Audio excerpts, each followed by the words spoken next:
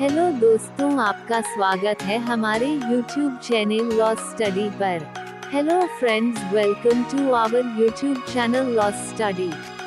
केशवानंद भारती बनाम state of Kerala AIR 1973 SC 1461। भूमिका। संवैधानिक दृष्टि से यह प्रकरण अत्यंत महत्वपूर्ण माना जाता है। इस प्रकरण में न्यायालय के समक्ष अनेक विचारणीय बिंदु थे, यथा 1. संविधान के 24वें, 25वें एवं 29वें संशोधन की विधिमान्यता का प्रश्न। 2. अनुच्छेद 13, 2, 14, 19, 1, 25, 26 एवं 31 की व्याख्या का प्रश्न। 3. संसद की संविधान में संशोधन करने की शक्ति का प्रश्न आदि। तथ्य। पिटिशनर केशवानंद भारतीय द्वारा केरल राज्य के विरुद्ध संविधान के अनुच्छेद 32 के अंतर्गत दिनांक 25 मार्च 1970 को एक याचिका संविधान के अनुच्छेद 14, 19, 1, 25, 26 एवं 31 के अंतर्गत प्रदत्त मूल अधिकारों के प्रवर्तन हेतु प्रस्तुत की गई थी।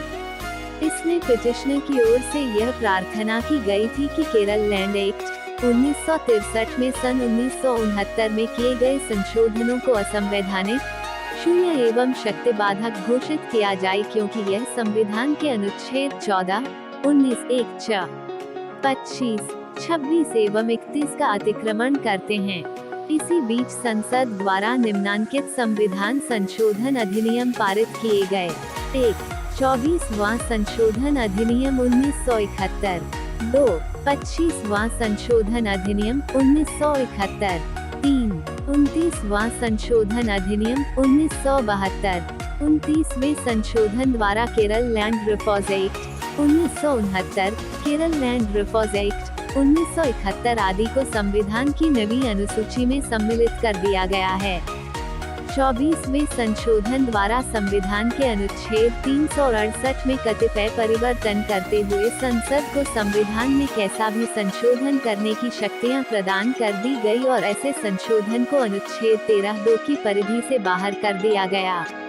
25वें संशोधन द्वारा अनुच्छेद 31 के खंड 2 में प्रयुक्त शब्द प्रतीक के स्थान पर शब्द राशि प्रतिस्थापित कर दिया गया। इन सभी संशोधनों को इस याचिका में चुनौती दी गई। इस मामले की सुनवाई उच्चतम न्यायालय के 13 न्यायाधीशों की एक पूर्ण पीठ द्वारा की गई। पिटिशनर की ओर से पैरवी विख्यात विधिवेता N.A. पालकीवाला द्वारा की गई। पिटिशनर की ओर से उच्चतम न्यायालय के समक्ष मुख्य रूप से निम्नांकित तर्क प्रस्तुत किए गए। 1. संविधान के अनुच्छेद 368 के अंतर्गत प्रदत्त शक्तियों के प्रयोग में संसद द्वारा संविधान के भाग 3 में किसी प्रकार का ऐसा संशोधन नहीं किया जा सकता जिससे मूल अधिकार प्रतिकूलतया प्रभावित हो। 2. अनुच्छेद 368 के अंतर्गत प्रदत्त संसद की शक्तियां अत्यंत सीमित हैं। इन शक्तियों के अंतर्गत संसद संविधान में ऐसा कोई संशोधन या परिवर्तन नहीं कर सकती जिससे संविधान का आधारभूत ढांचा ही नष्ट हो जाए। 3. संसद की संविधान में संशोधन करने की शक्तियां अनुच्छेद 13(2) के अधीन है। 4. संविधान की प्रस्तावना संविधान का एक अंग है, अतः संशोधन के समय उसे ध्यान में रखा जाना अपेक्षित है। 5.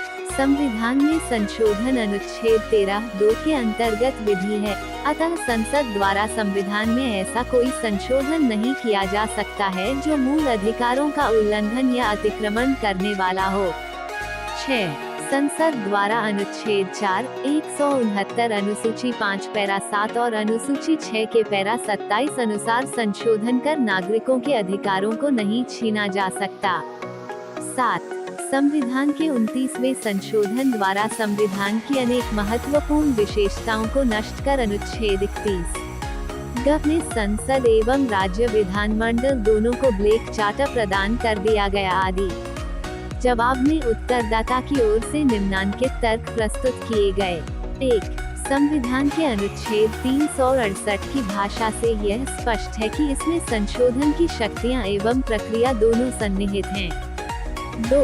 अनुच्छेद 369 के अंतर्गत संविधान संशोधन से अभिप्राय संविधान में किसी भी प्रकार के संशोधन से है। 3. अनुच्छेद 13 में प्रयुक्त विधि शब्द में संवैधानिक विधि सम्मिलित नहीं है। 4. संविधान की प्रस्तावना संविधान का भाग नहीं है, अतः संशोधन के समय उस पर ध्यान दिया जाना आवश्यक नहीं है। 5.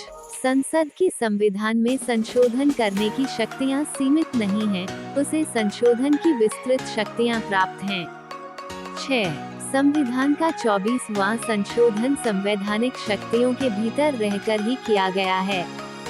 7.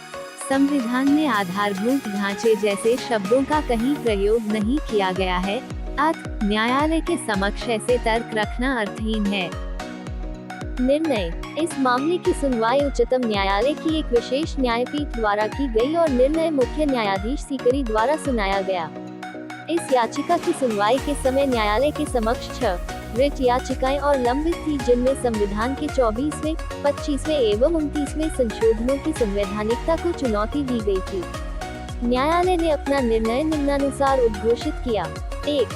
संविधान की प्रस्तावना संविधान का एक अभिन्न अंग है, उसे अनुच्छेद 368 की परिधि से बाहर नहीं किया जा सकता। 2. अनुच्छेद 13(2) संविधान में पहले से ही विद्यमान है, अर्थात 24वें संशोधन के समय भी यह अनुच्छेद अस्तित्व में था, इसलिए संसद द्वारा अनुच्छेद 368 के अंतर्गत ऐसा कोई संशोधन नहीं किया जा सकता है जिससे मूल अधिकार कम हो या छीन जाएं। इस परिप्रेक्ष्य में संविधान का 24वां संशोधन विधिमान्य है, क्योंकि इससे न तो मूल अधिकारों को कम किया गया है और न इससे संविधान के बुनियादी ढांचे पर कोई प्रतिकूल प्रभाव पड़ा है। 3. 25वें संशोधन द्वारा शब्द प्रतीक के स्थान पर शब्द राशि शब्द पीड़ित व्यक्ति को दी जाने वाली राशि का युक्तियुक्त होना आवश्यक होगा। 4. संविधान का 29वां संशोधन, जिसके द्वारा कुछ अधिनियमों को संविधान की नवी अनुसूची में सम्मिलित किया गया है, विधिमान्य है। 5. संविधान के अनुच्छेद 368 में संविधान में संशोधन की शक्तियां एवं प्रक्रिया दोनों सम्मिलित हैं।